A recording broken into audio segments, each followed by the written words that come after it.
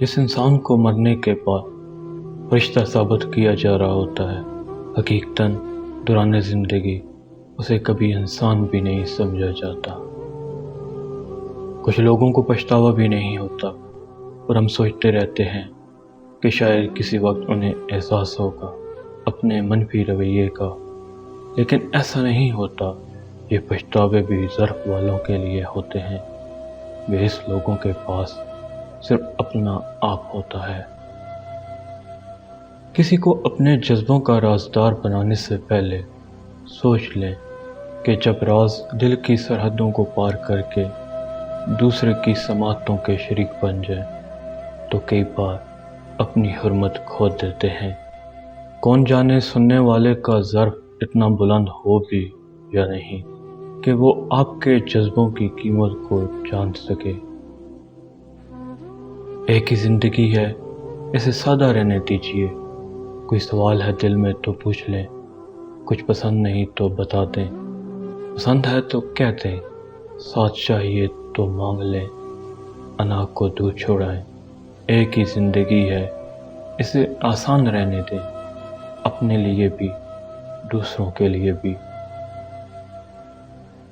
سوال کے بدلے سوال وہ لوگ کرتے ہیں جن کے پاس کوئی جواب نہیں ہوتا۔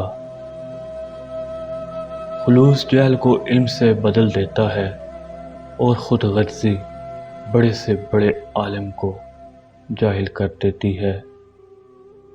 کوئی کمزور شخص تمہاری بے عزتی کرے تو اسے بخش دو کہ بہادروں کا کام معاف کر دینا ہے، اور معاف کرنے والا اللہ کو بہت پسند ہے۔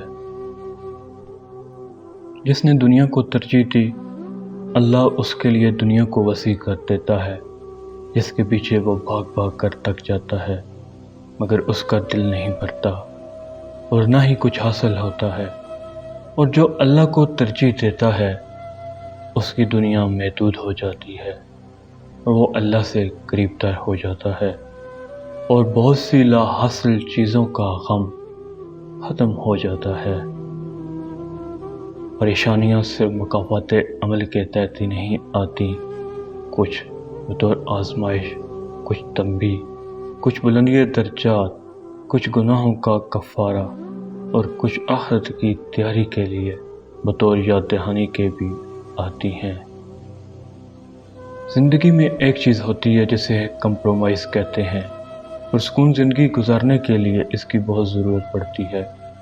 جس چیز کو تم بدل نہ سکو اس کے ساتھ کمپرومائز کر لیا کرو، مگر اپنی کسی بھی خواہش کو کبھی بھی جنون مت بنانا، کیونکہ زندگی میں کچھ چیزیں ایسی ہوتی ہیں جو ہمیں کبھی نہیں مل سکتی، چاہے ہم روئیں، چلائیں یا بچوں کی طرح ایڑیاں رگڑیں، وہ کسی دوسرے کے لیے ہوتی ہیں۔